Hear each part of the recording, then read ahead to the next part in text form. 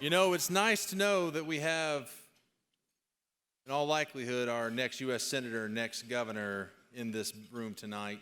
It's a blessing to hear from them, hear from their heart. But, you know, I actually asked our next speaker, and I'll go ahead and tell you, it's my dear friend Mark Walker. I actually asked him probably 6 months ago if he could circle this date on his calendar.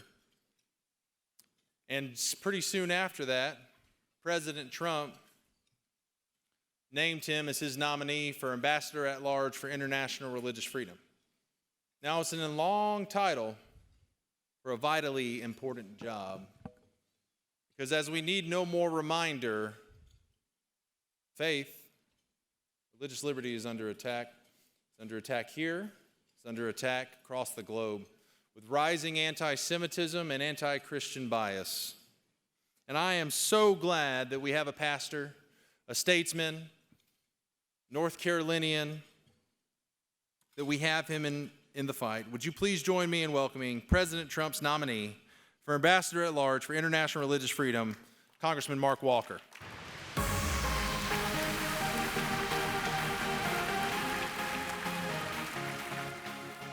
Thank you so much. It's a privilege to be here. You have to help me out with something. Is it Georgia or is it Georgia? Well, either way, I do want to send a big thank you, whether it's my home state of North Carolina or my time in D.C. Thank you that it will never be Governor Abrams, Senator Abrams, or Congresswoman Abrams. Thank you all for doing that. I want to thank Mac Parnell, certainly Ralph Reed, and the great job of continuing to being in the fight and all that you do, not just in Georgia, but around the nation. Last Wednesday, I was on the White House grounds when my daughter, who is a Turning Point Chapter USA president at her college there in Raleigh, North Carolina, texted me and said, "Dad, bad news, we've just gotten word." It wasn't long before we realized that it wasn't just shot, but Charlie had been killed by an assassin's bullet.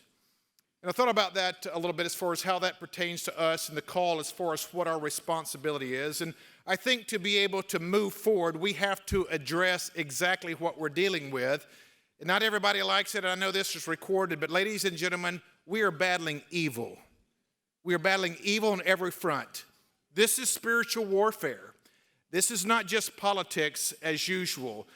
When a left's group begins to label you as fascist, as Hitler, and every other name in the book, this is a different battleground that we're facing. Now, it is my opinion that Charlie Kirk died a Christian martyr for his faith last week.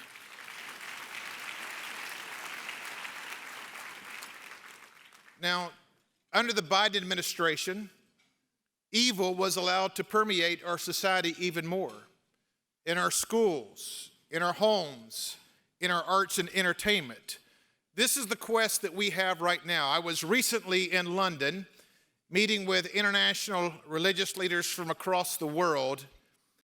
They looked at me and they said, "Sir, Congressman Walker, America is the last hope for religious freedom."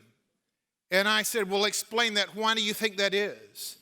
And they said, "Because America is the only one that has freedom of speech plus freedom of religion that is written into their law. If you guys acquiesce, if you guys do not stand up, if you as Americans do not stand up and fight, then the world has no other place to be able to turn to."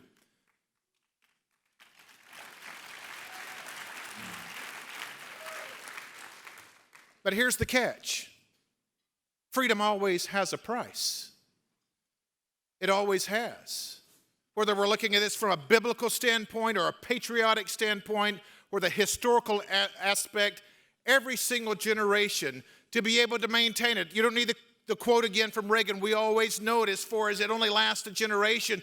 The question is, what is our generation doing it? What is the generation behind us going to engage? How are they going to engage? Are we equipping them in a way to engage the battle and the fight? Listen, if the Democrats are calling it warfare, we're going to call it warfare as well.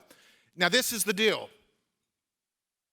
When you engage every single time, you have to think about the price that needs to be paid. I remember the reading in our history books, some of you may remember this, the Japanese Admiral Yamamoto, when he said, "I'm afraid all we have done is to awaken a sleeping giant." What more has to happen in our country? What more has to happen of the eroding of our freedoms before the sleeping giant of God's people, Christian people, patriotic people will rise up and take on the challenge no matter the price? We must do that now in America.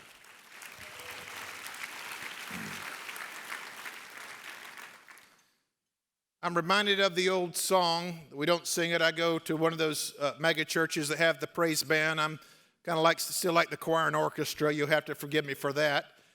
But there's an old song that we don't sing anymore, but I believe it's really apropos for those of us who are willing to stand up for the faith. And I hope that with Charlie's examples and others that have gone before us, I hope we are at a time and place now where we're neither ashamed, embarrassed, or bashful about proclaiming the gospel message of Jesus Christ. After all, it is America that has taken that gospel message to more places, to more remote places than any other country that has existed on the planet.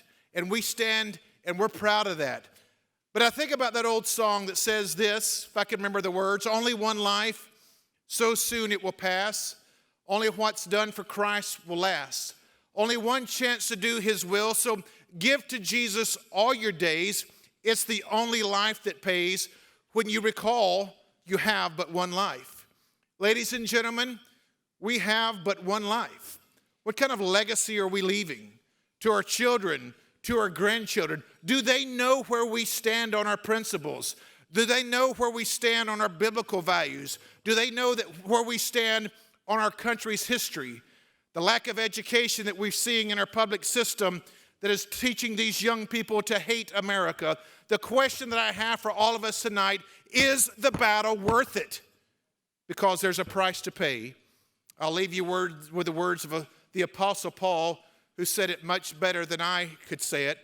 He says, "Do not grow weary in well-doing, for in due season you will reap if you do not faint." Ladies and gentlemen, now is not the time to faint. Now is time to stand and fight. God bless America, God bless the Kirk family, and God bless Georgia. Good night.